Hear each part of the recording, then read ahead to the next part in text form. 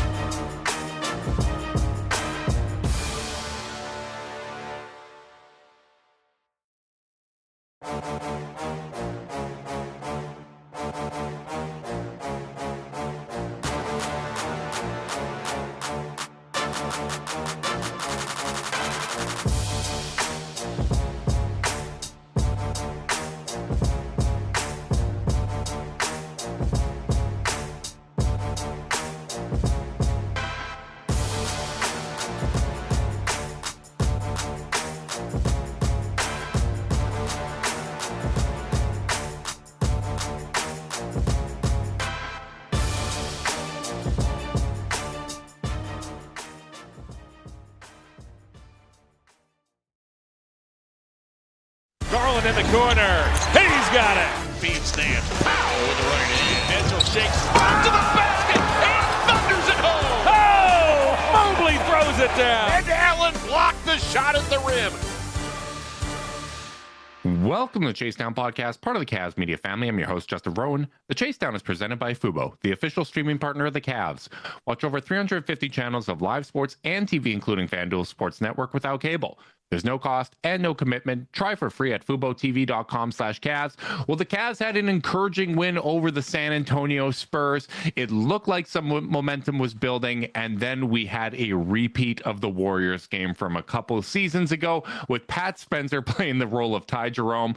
Was not a fan of the original, was not a fan of the sequel. Honestly, Hollywood just has to cut it out with these sequels. They're unimaginative, and I'm tired of them. Joining me today to discuss it is my co-host, Carter Rodriguez. Carter, how you doing, buddy? I really thought you were going for a speaking of unimaginative, my co-host, Carter Rodriguez. No, you're not imaginative. Sorry. You have many strengths. That's not one of them. Speaking of unimaginative is what I was gotcha. presuming you were going to say. Okay. Actually, that could have worked. Yeah. It would have been very funny and very mean. I'm doing okay. It was nice to have a couple days off from the loss to kind of marinate, think through things, maybe not come quite as hot. Which sometimes it feels good to just come in, feel the big feels. But I think a little bit distance helped me kind of recenter myself, just think about like what this team needs, because they've got 5 days off, Justin. Yeah, that's a lot of days off in an NBA season, and it's time for them to get healthy. It's time for them to maybe reset their brains. Maybe time for the coaches to sit and watch, to really grind some film. And it does feel like an important part of the season. We're going to talk about the last 2 games as well, obviously, but it does. It's really messy to say the first or second week of December could be an important part of the season, but it does feel like an opportunity for them to completely reclaim what the season has been thus far as they get through this month. And I'm eager to see how they look on Friday. Yeah, I felt the game against the Warriors was one of the more important games of the season to this point coming in. I really felt coming off that game against the Spurs where the energy in that game, obviously the first half could have been better, but I thought by the end of it, they were playing with the necessary kind of energy and spirit that they needed to play with. So whether they were able to sustain that for another game against a shorthanded team, we've seen them in the past, right? Like even the best versions of this team have come up short in some of those games where teams are missing multiple key players. They have trouble getting up for the game. I thought, okay, this is a perfect example to see if they can bury some of those bad habits. And the answer was unfortunately not. And the shot making obviously was an issue. We know that they need to shoot better. We know that in all likelihood, they're probably going to shoot better. But what got to me was the effort coming out of the locker room at halftime. Because I thought that the first half, they actually played with the type of defensive intensity that was necessary. I thought the energy level was where it needed to go. I think they got the energy level back up to where it needed to go in the fourth quarter. But that lull in the third was essentially what dug them in enough of a hole that they couldn't come back. And that was immensely frustrating because you would think coming out of that first half where they couldn't get anything to go, just say, you'd think that they'd be sitting there thinking, all right, we just have to trust the process here. We're playing with the right amount of energy on the defensive end. Some of these shots are going to fall. It's not like our shot profile is the way it's been in some of these early season games where we're just jacking up threes. We're not getting into the paint. We're not creating second chance opportunities. They killed the Warriors on the board, like just an insane number of offensive rebounds. They took a ton of shots in the paint and they couldn't get anything to go down. The offense I can live with. The lack of effort on the defensive end in the third quarter and just the lack of energy in the third quarter coming out of halftime, that's what really got to me. And that's what stood out as noteworthy more than anything else in that game. Yeah, it was a really disappointing thing because to your point, like the process and the shot diet does appear to be changing over these last couple of days. They lived in the paint against San Antonio. They lived in the paint against the Warriors. They attacked the glass against the Warriors. I saw some people as they were getting ready to lose that game, saying, stop the threes.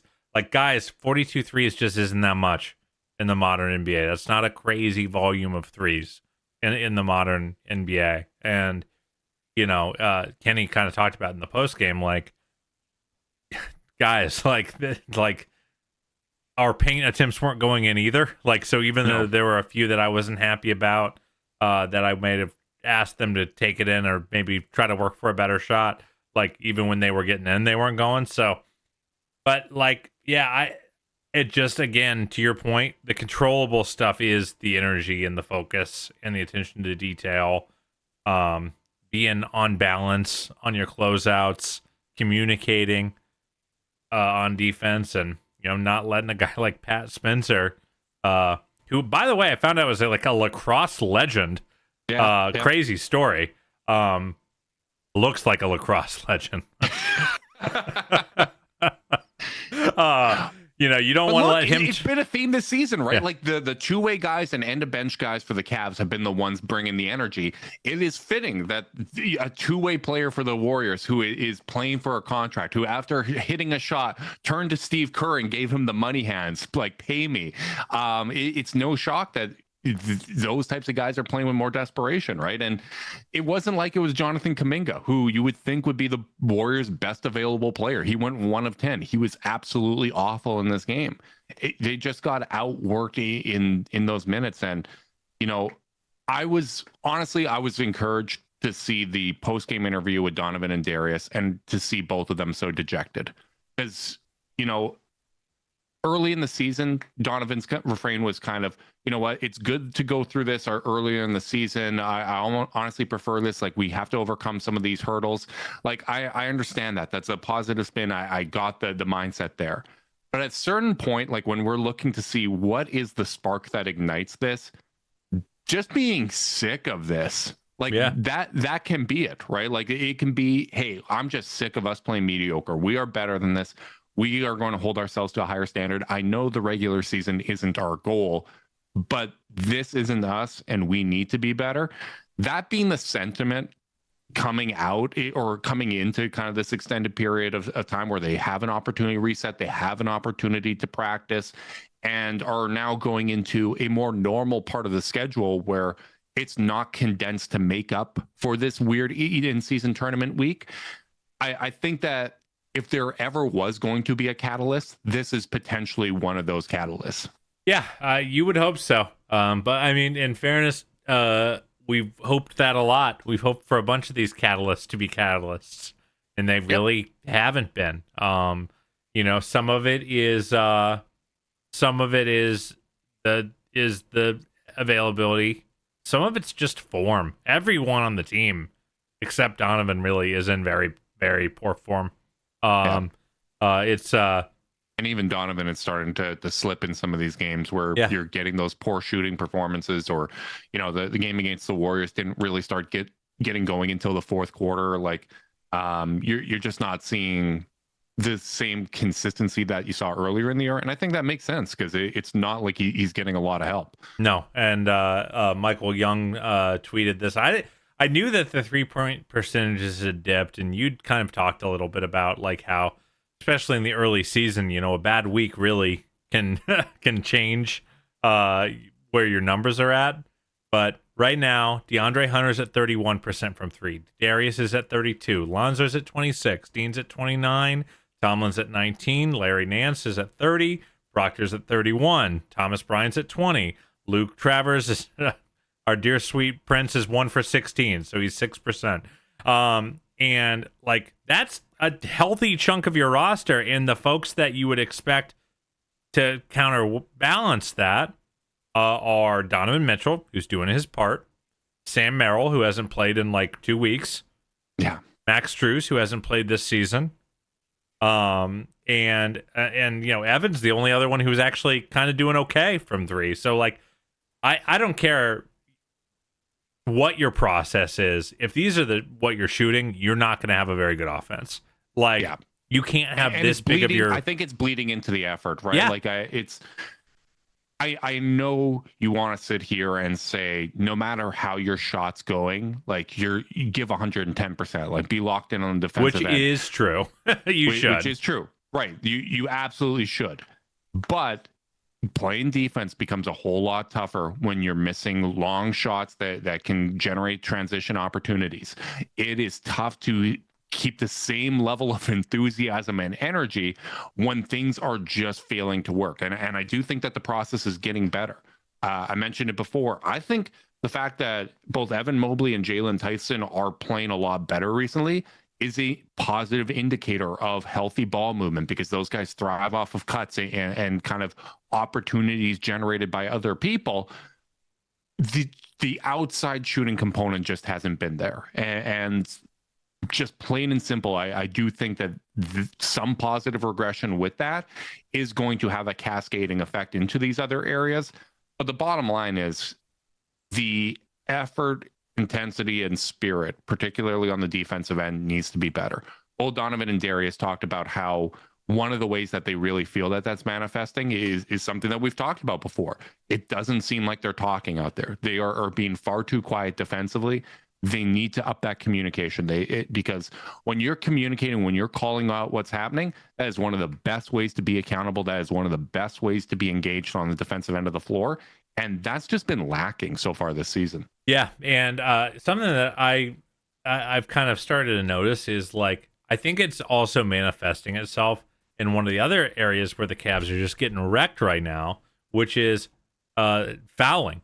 Like, we expected this team to foul more as they played a little bit more chaotic. There's a lot of kind of numbers that suggest that it's okay to foul a little more. You look at the Thunder; they're always one of the highest foul rate teams in the league, though not this season. They are 8th in opponent free throw attempts, which now they're allowed to foul as much as they did in the past. It's just not fouls. Yeah, in fairness, I'll side eye that metric or that number, but the Cavs are 26th in opponent free throw attempts per game right now, and like I think a lot of it is not being in position.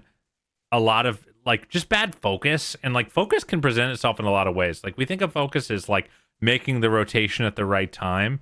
We don't think about focus as like closing out at an angle that allows you to win, or like engaging an opponent in a way that allows you to guard them once they go into your body. Like there's just been a really rotating on time so that you're on balance defensively. Yeah, there's a lot of like I think when me or you were talking about playing more physically on defense, playing more chaotically, even being okay with risking some fouls. We're fine with fouls that are a result of physicality and beating someone to the spot and hitting them as they cut through. Not, oh crap, I'm 3 steps behind. I just got to grab the guy. And that's what a lot of the fouls are right now. And like, someone like Pat Spencer in that game for the Warriors, like he was turning the corner and just not by being exceptionally crafty, but by the Cavs just not being in good guarding position at the beginning of a lot of his possessions. And until that stuff gets cleaned up, this is the way it's going to feel a lot on the defensive end. Yeah, I completely agree. And a lot of that is manifesting in the tracking data. Like it's quantifiable now that that's available thanks to Basketball Index, which is the only way that I can really access anything close to synergy stats because they use those synergy stats. But, the fouls as a part of experimentation, it just reminds me of kind of like a theme this entire season, right? Like we were okay with struggles if it was in the service of developing stuff that is going to be helpful in the future. That hasn't always been the case, right? Like not all struggles are built in a vacuum. And as much as, I felt that it was incredibly important to win that game against the Warriors and see some positive momentum coming into the break, right? Like at that point you could say, all right, we won 3 of the last 4. The win against the Spurs, even though there was no Wemby, was a quality win. That team had been rolling teams even without Wemby. They've been playing really well. De'Aaron Fox had been playing really well. That was a quality win. They weren't able to do that, but even despite that, they're a game and a half back of the 3 seed, right? So it's not like there's a massive hole to kind of climb back up and get into range where you can get to where you want to go, which I still think the goal, I still think that there's a good chance that they can get the 1 or 2 seed this season.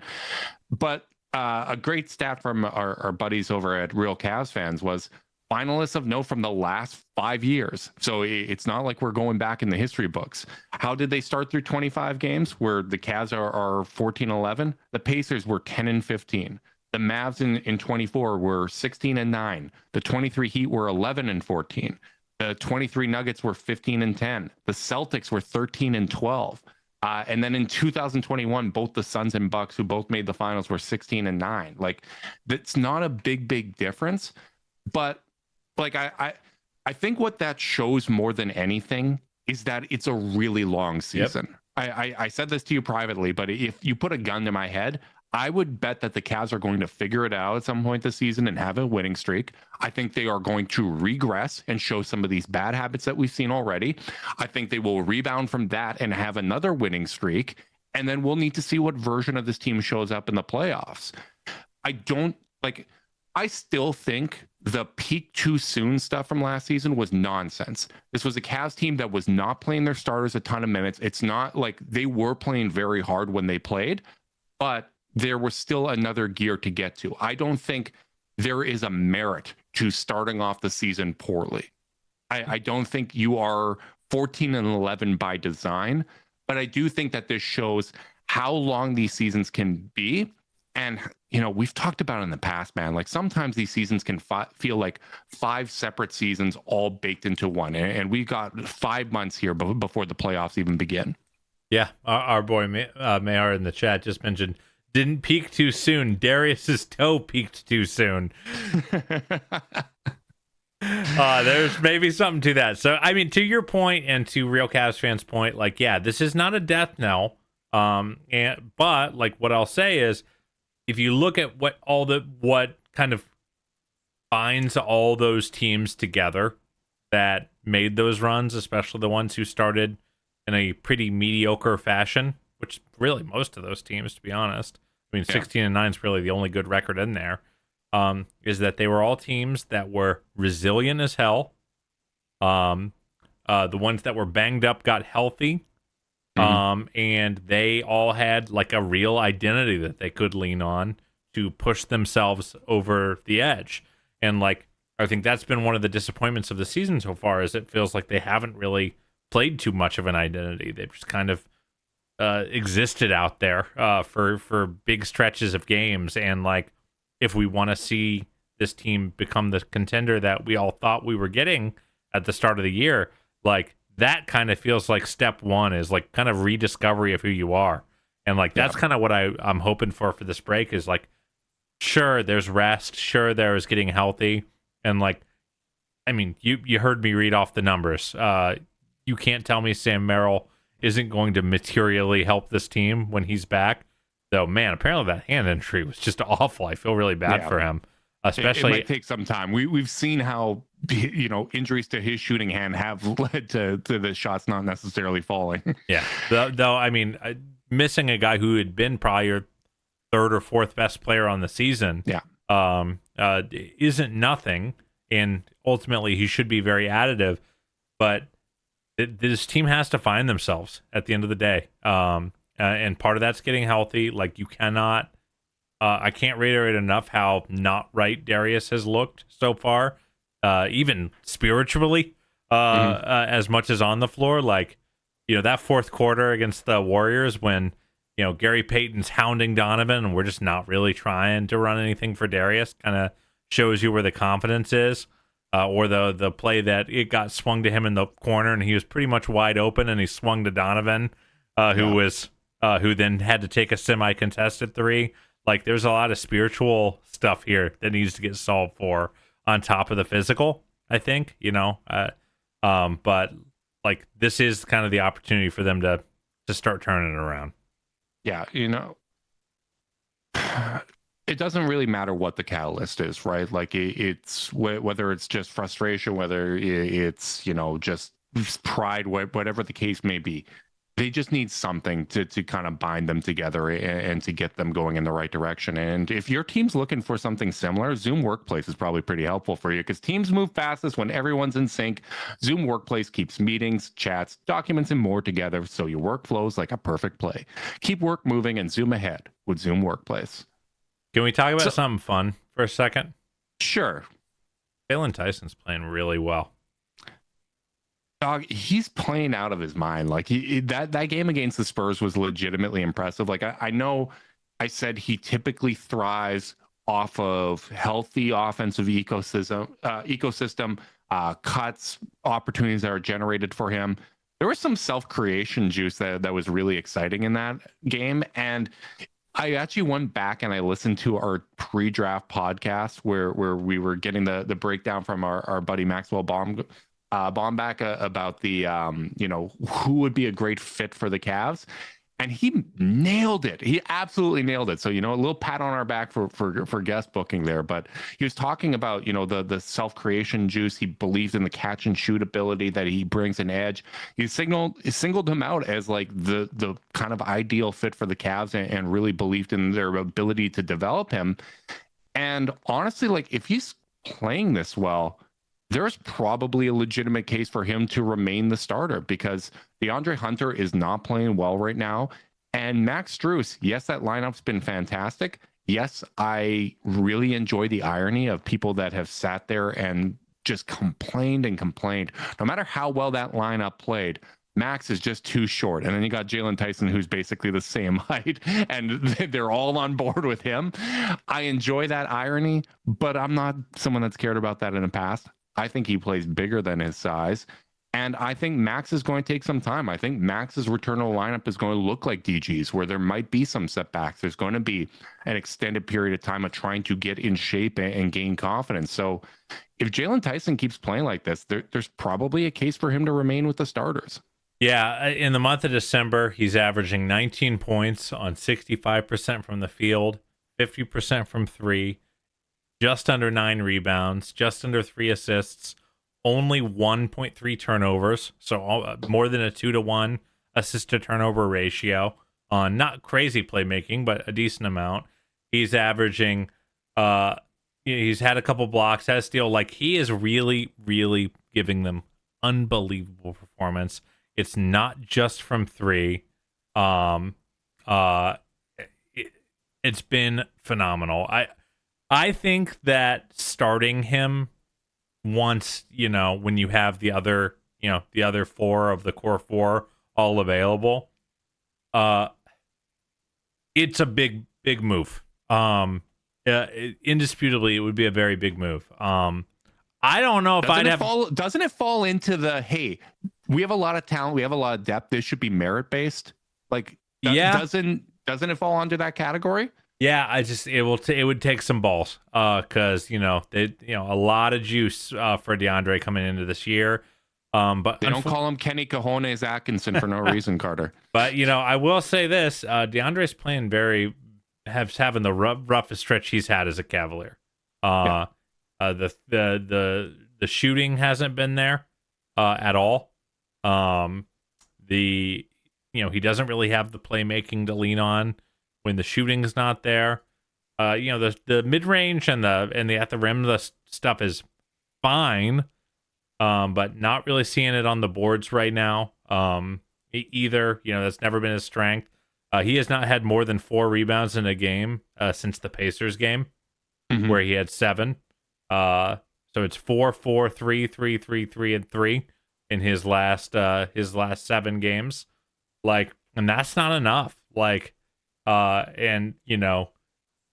think there are times where the box score shouldn't tell you who's playing better, but like, I think right now it is telling you who I trust to have the ball more. When the offense and the outside shooting is struggling like this, right? Like, his catch and shoot numbers are going to come down. Yes. Like, Jalen Tyson isn't going to shoot that way. And DeAndre's will get better. And exactly, they will get better. But if you do that move, and we're talking about this team fully healthy, you kind of address quite a bit of that bench scoring production that's missing by making that change. Because if you're rolling out a starting lineup, so right now, if you're looking for an encouraging sign with the Cavs, it is that when Darius, Donovan, Evan, and Jarrett play together, it's a plus 28 net rating so far this season. It is elite offensively. It is elite defensively. Yes, it is a small sample, but if you want to compare this to 2 years ago, where the Cavs got off to a worse start than this, one of the concerning signs was, hey, this lineup's not working. Like, this lineup doesn't play well together. It's not playing well with Max Strus here as the 5th option. That was a concerning sign. At least you have that to fall back on, as well as the muscle memory from last season that this team is capable of playing better as currently constructed.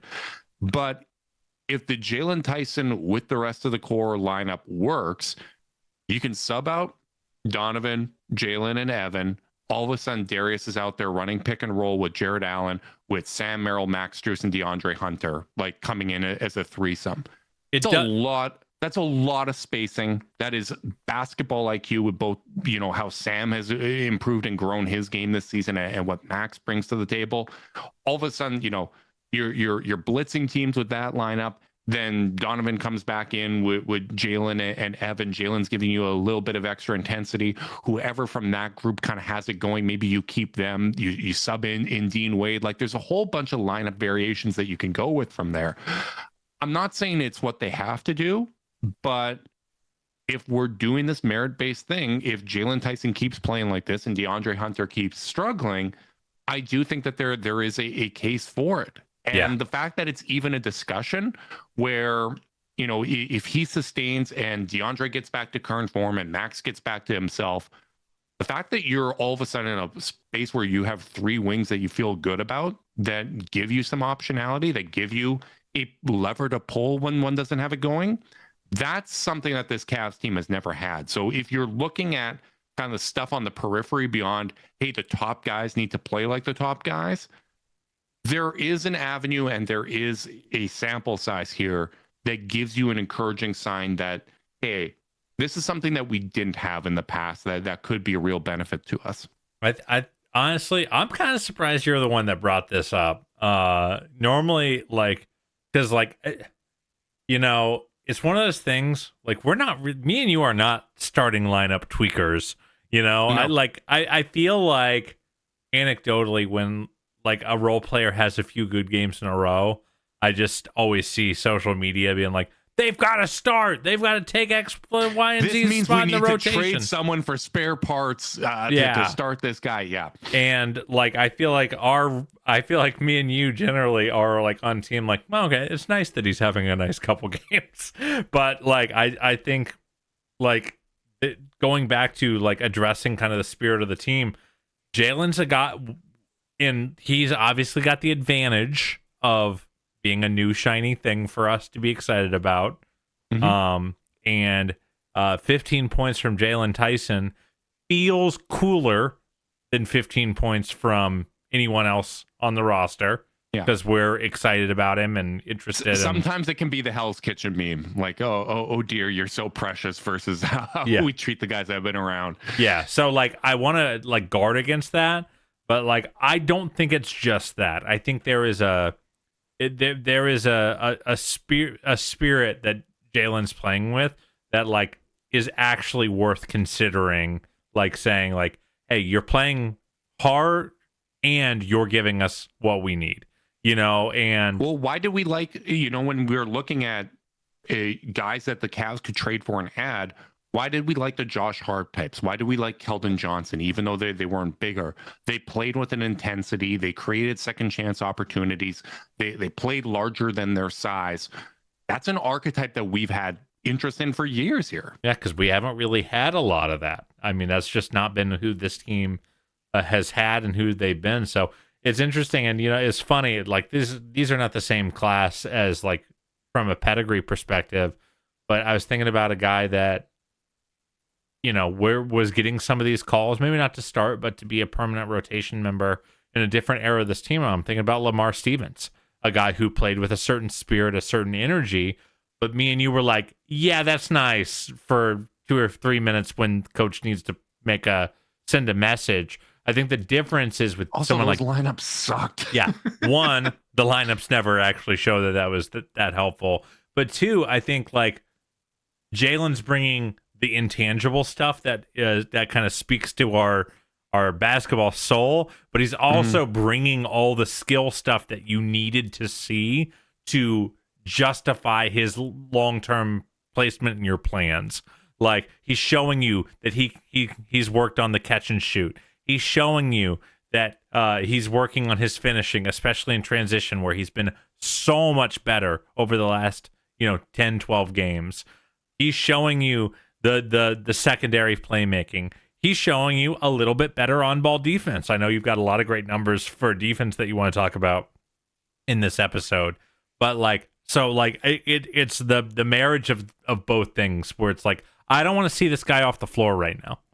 Yeah, and in the past, part of why I didn't want to do starting lineup tweaks and things like that was the starting lineup absolutely rocked, right? Like it was so good with Max Strus that even though after the trade of DeAndre Hunter, I was saying I'd be interested to see him potentially start, or at least let's close with this lineup. Let's get enough reps of this so we can see what it looks like. And, you know, in all fairness, when you look at Garland, Mitchell, Hunter, Mobley, Allen, it is a plus 18 net rating. It's not like that lineup has been bad.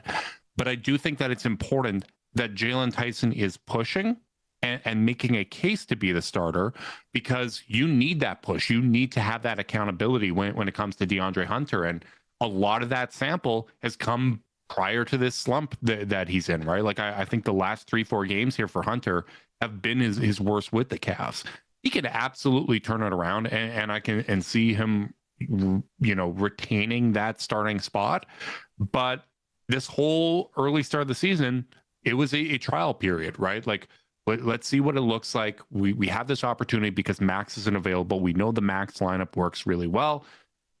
Guys rising to the occasion when you have these opportunities, I think it's important to reward that. I think it's meaningful, whether that's, hey, Jalen, you're going to, you know, take this starting spot, or even you've played so well with the starters, you're in that mix like a Max Strus and DeAndre Hunter, where you're functionally going to be playing the same amount of minutes no matter where you're coming from. Because I think DeAndre, Max, and Tyson, if he keeps this up, I think they're all going to be in that 26 to 28 minute range, which is, you know, when it comes to the minute loads for this team, that is basically starters minutes. Yeah.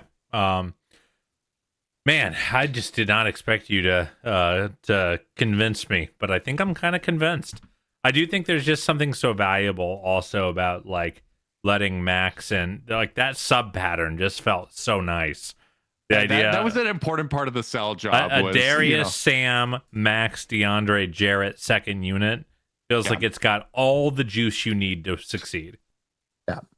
Yeah, or if you do Darius and Evan, right? Like that's one thing that we've seen is when everybody's available, Kenny's been switching it up a little bit more, which I think that's actually really, really important for the playoffs, where it's not so siloed in terms of what the rotation is that if someone's in foul trouble or if there is an injury in the playoffs, all of a sudden you don't have chemistry with the various different groups. Like I do actually like mixing that up in the regular season.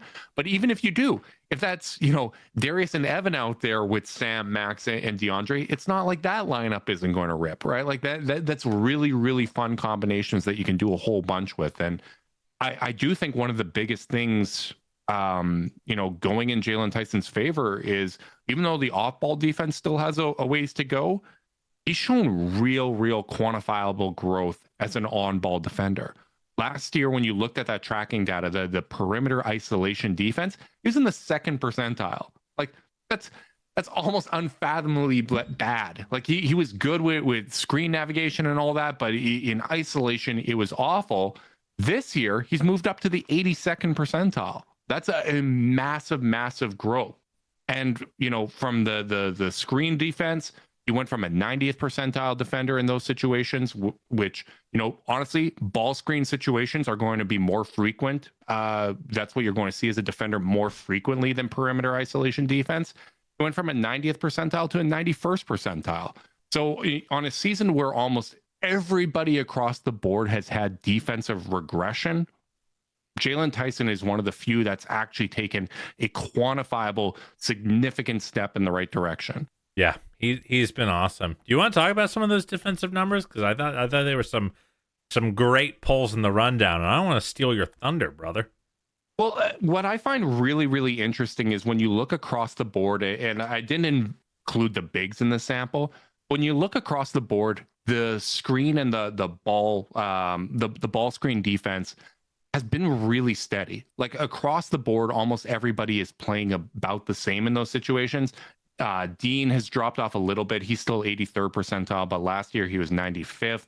Lonzo was only 51st percentile in that. He's jumped up to 91st when it comes to that screen defense. Sam has fallen off quite a bit, 93rd to 73rd. Small sample there, and he's kind of made up for that in the perimeter isolation defense. But Craig's been pretty good in that spot. Tyrese Proctor is actually 96th percentile, so he's really strong there. Darius is stronger in that regard, 96th percentile versus 80th. Massive drop off in the isolation perimeter defense for Darius. We will get to that. But at least when it comes to the screen defense, it's held steady. And Donovan's up to 86 after being 56 last year. So to me, I find that interesting because that's almost a spot where you would expect more communication on the defensive end, right? Like you're working in tandem with others. For those that don't know, Basketball Index, this tracking data measures not only how you do defending those types of shots, but when you have a possession like that, where there's a ball screen and there's a pick and roll ball handler, how often do you force them to give up the ball? How often do you suppress a shot attempt from even going up? So I found it really, really interesting that the ball screen defense remains steady, while the perimeter isolation defense, which I can get to in a second, really, really fell off. But your reaction to that first sample, so I can have an opportunity to catch my breath. It generally tracks. I think that for the most part, you're seeing them do a little bit more. They're just doing more with the screen. They're not just doing the soft switch handoff. I will say I'm a little surprised. But like overall, I think like if you were to say what's their problem defensively, isolation defense or how they're navigating ball screens, I would absolutely say their base just guard your man defense. And as you're probably about to explain, it's a problem right now.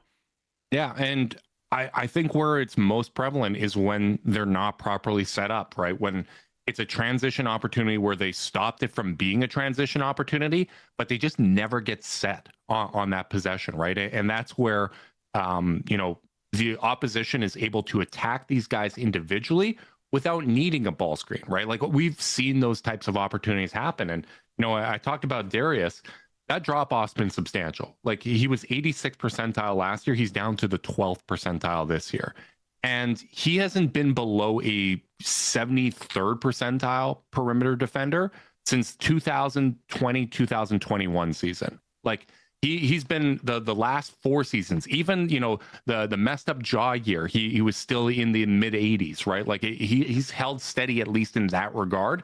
This is a sizable drop off. Can I tell you, in a way, it is validating, because me and you are both the members of the Darius Garland Defense Fund, and we generally love him. We generally believe in his defense, and that we're both making the case like it's the numbers are showing it's okay for them to switch him on to Jason Tatum last year and all this stuff, and it doesn't feel okay this year. It feels a lot worse than last year, and like that is where those that don't believe in Darius the way we believe in him generally, like that's where it makes me a little crazy. Like, see, his defense is killing them. And I'm like, yeah, it is right now.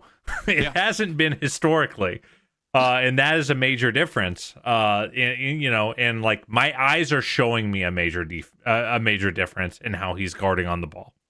Yeah, and it's interesting too because this data is also weighted by matchup difficulty, right? Like what caliber of guys are you defending? How often are teams hiding you, right? Like, and one of my favorite things about this data set is that it always lines up with the eye test. It's not like, when ESPN put out RPM and they're like, actually Jay Crowder's a top 4 player in the NBA. Like sometimes you like the results that it spits out is so far how valuable this actually is. And Darius amongst the Cavs guards, I'm not counting Tyson as a guard here, but the matchup difficulty defensively is still the highest out of anyone but Sam Merrill. Sam Merrill is in the 71st percentile. DG's in the 56th. It's a drop off from last year where he was in the 69th percentile, but they're still using him as a point of attack defender. One guy that is struggling for the Cavs, and I think he gets dinged because his matchup difficulty is so low, is Donovan Mitchell, who's in the 7th percentile for matchup difficulty this year in terms of who he's guarding. And he's in the 9th percentile for that perimeter isolation defense. So even worse than Darius, to this point. It's not like Donovan's numbers were good last year. I do think he saves himself in the regular season. Last year was the 56th percentile, but that's, 9th percentile is a hell of a drop off. Yeah, I mean, what's so darkly humorous about what this season has been so far, Justin, is like, this is what people thought would be the problem with the backcourt. Is you've got a 12th percentile isolation defender and a 9th percentile isolation defender. There's no bigs in the world that can clean that up. And right now it kind of feels that way, right? Yeah. Kind of feels like there's nothing to be done because the resistance is so poor right now from those two guys when they're sharing, especially when they're sharing the floor together. You just don't really have, you can't start a defensive possession in that much trouble that consistently in a league this talented. And then on the other side, I know we're going to run through some of the other players.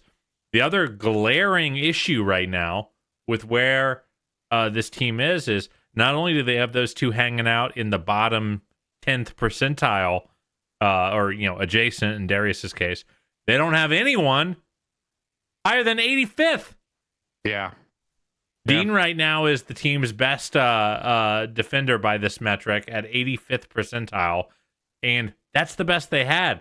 Last year they had Okoro, who was in 92nd. Actually, no. Yeah. That's matching. No, Okoro was still 92nd, but I did see that Okoro's top 5 in this metric, but if you looked at Lonzo's numbers last year, it was 91st percentile. He's down to 55th. He is doing better on screens, but that number has come down.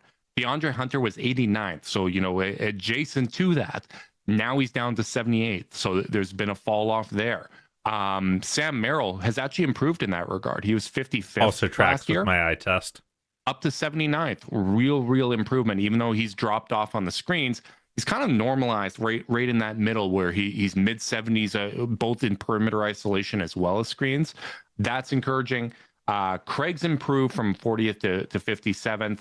Tyrese Proctor coming in, I mentioned he's good on screens. Isolation, he's 33rd. But you don't really have anyone that's stepping up in that way. And Max Strus was a very good, isolation defender as well, right? Like he was right up there with Dean Wade, with DeAndre Hunter and DG last year, as it so happened. But it's a fall off across the board, and it almost is more encouraging that it is that way, because to me it indicates that adjusting to their system, adjusting for the issues that they've had with communication on the defensive end, it's a team-wide thing. It's not like there is a single kind of point of attack. Like I think the communication piece that was identified by both Darius and Donovan is the most important thing, because I think everybody here is capable of playing better in those situations defensively. This is just a team that hasn't been set as frequently, whether that is miscommunications, whether that is gambling for an event play like a steal or a block and not being in position, or bricking threes on one end and, leading to transition or advantageous positions on the defensive end. I think what we have here is a data set like DG's tougher because I think him getting healthier and getting in shape is the big thing. Like I actually thought he was moving around really well against the Warriors. I thought his confidence isn't there, and I think that he needs to get his conditioning up. But like he disrupted a shot up at the rim, right? Like he's launching off of that foot, getting good vertical there. I thought he looked explosive moving around. I think that the confidence and conditioning isn't there. But overall, just across the board, I think communication and the understanding of where to be is so integral to boosting these up, because I think when it comes to defense, you're a collective more than you ever are an individual. Yeah. And I will say this, because part of me wants to say, well, of course they're going to have some worse, some worse metrics in this way, and they're going to be out of position a little bit because they're gambling more. I actually don't think that's the case most of the time. I think most of their gambles are unrelated to their perimeter breakdowns. Also, a lot of their gambles are probably coming in those ball screen situations, which we Yes. actually see they're doing well in there. You're not gambling for a steal in perimeter isolation situations. Now, you might have it where you gambled, the ball got swung around, and then you got attacked in that way. But in general, that type of gambling is going to be associated more with those ball screen situations. Yeah. And by the way, again, the Cavs remain in 9th this year in defensive rating. They were 8th last year. So, like, this goes to show me that if you just got your stuff together and played a little bit sharper, played a little more focused, got your freaking feet under you when you were guarding, and stayed unbalanced and didn't bite at every jab step that presented itself to you, then you'd probably be in that top 5 defense range. Like, easily. Yeah. Like, because if they can just play fundamental defense on the ball and be a little more chaotic on the defensive end and get deflections, steals, pick sixes and stuff like that, well, now you got a stew going. So, like, they're kind of so much this season has been them kind of cutting off their nose to spite their face. And, like, this is just another example where, like, guys, just across the board, be a 70th percentile defensive team that we know you can be, and you probably have 2 or 3 more wins to your name than you do right now. And all this, and then we'd be looking at a 17-8 Cavs team instead of a 14-11 Cavs team. And the margins are thin, man. And maybe your offense wouldn't feel so painful because you'd actually begin to run a little bit on going on the other side of the ball instead of giving up a parade of free throws. And I do think that is a thing that matters to the fouling. It's just so hard because if you're giving up that many more trips to the line, what you're doing is you're signing yourself up to go up against a set defense on more and more and more possessions. So there's just a lot of, like, as much as I want to point to some of these schematic changes and some of these health issues they've had, et cetera, so many of these problems are solved by consistently playing hard and focused, and they just haven't figured out how to do it yet this year. It's one of the reasons why basketball is my favorite sport to watch, is because absolutely everything is connected. There is not a stat that lives in isolation with a different facet of the game, right? Like, you talk about, okay, you get some stops, you get out in transition, you get some easier opportunities there, you score better offensively, all of a sudden it's going to help you get stops on the other end, right? Like, and what we've talked about is that the Cavs, when things aren't going well, it impacts too many facets of their game. Yep. And we don't know if they're going to learn from this experience. It might just be, hey, their shots start falling, Darius gets healthier, Jarrett returns to the lineup, Max and Sam return to the lineup, and the offense starts rolling, the defense feels a whole lot better, and this team ends up getting a 1 or 2 seed in the Eastern Conference, and they didn't learn from this experience. That is a realistic, possible, and some might even argue probable. If you're a skeptic of what this core can do, you might argue that it's a probable outcome. Or they learn from this experience and, hey, it's starting to slip a little bit, our shots aren't falling, and, like, you just kind of get that flashback to November Cavaliers basketball where we're like, man, I was slumping my shoulders here. I'm pissed off that this shot's not falling, so I'm going to dedicate myself to the defensive end here. We're going to lock down. We're going to terrorize teams on that end. I'm going to yell out. I'm going to channel this energy into better communication, and they find that internal gear that turns things around, right? Like, I think ultimately that is going to be the defining thing that's controllable with this Cavs team. We don't know if they can stay healthy, but out of the stuff that this team can actually control, whether they learn from this experience and become more resilient when they're not out in front and everything's clicking, that is the number one thing that I think we are still yet to learn with this group. Well, I really hope they get a chance to. I hope they take this weekend and really sit and marinate. Like, I think this is again, it's as important as a week in December can be for this team. And it's exactly for the reasons you just mentioned. That this team has everything they need to be better than what they've been. Not to be what they were last year, Darius isn't right. They're missing Sam. They're missing Max. They're missing Ty Jerome. They're missing Jarrett. They're missing Jarrett. Like, that's a big piece here. It was funny. While our intro played, like 3 of the 5 players mentioned either are barely playing or haven't played. And like, I just think, like, I understand why we're not at a 64 win pace right now. I do. I'm not like some pie in the sky guy. There are a lot of clear and obvious reasons for why it hasn't been as good. It still should be better than this, and I think they know that deep down. And now it's time to go put those lessons into place, soul search through and fix it. Because if they're playing at a just above 500 pace, as we get into the new year, as we get towards the All-Star break, like, it will be time to start wondering if this is a team because, like, this is one of the most unfair parts about being a contender is you don't get to have a whole season that doesn't go well.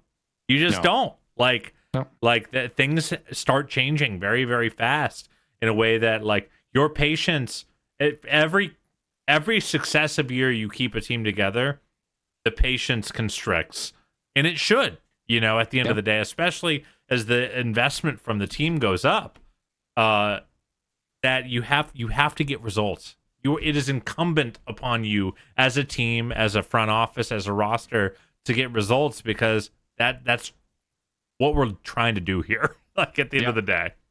Yeah, and what we've seen from this group is that if they're not playing that way, they can lose to just about anybody. They can lose to the shorthanded Warriors, right? Like, I know that they have a couple easy games coming out of the break. That hasn't meant anything yet, right? Like, it's about what Cavs team shows up. Yeah, I was texting a buddy who's not a Cavs fan. He's like, "Oh, well, you got a couple get right games against the Hornets." I'm like, and the Wizards. I'm like, Wizards and Hornets are more talented than the Golden State team they just lost to. Yep. Like that. If those two teams played 100 times, the Wizards would win more games. Like, the Hornets would win more games. And, like, so you're 100% right.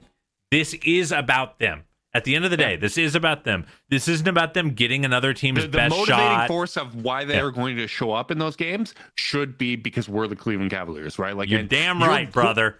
And you're going to get team's best shot, because what did last year's Cavs team do? They smacked almost every team in the league at least once in like some matchup, right? Like, you're going to get team's best shots. Teams are going to treat every game like a measuring stick game. And that gets back to what we talked about before. Quarter 2 of this season should be about getting right, playing hard, and turning this ship around. Like, that's really what it comes down to here. Oh yeah, brother. Let's get there. Come on. Let's get there. It's time off. It's a little bit of a rest. It's a little bit of a reset. Hopefully they can figure it out. We're going to have to figure out what we're talking about on Thursday, because there's no games until Friday this week. I'm pretty confident we're going to figure some stuff out. We are both We are both yappers at heart, Carter. We're going to figure it out. But big thanks to everyone that tuned in live on YouTube. We appreciate you guys. Make sure you like and subscribe. Click that notification bell so you know when we're going live. If you're listening via podcast and you want to support us, leave us a rating, leave a review, subscribe, unsubscribe, resubscribe, and help cook those books. If you want to be part of Chasedown's exclusive Discord chat, send a screenshot of their view to chasedownpod@gmail.com. However you choose to support us, we really do appreciate it. Make sure you guys are staying safe out there. Until next time, go Cavs.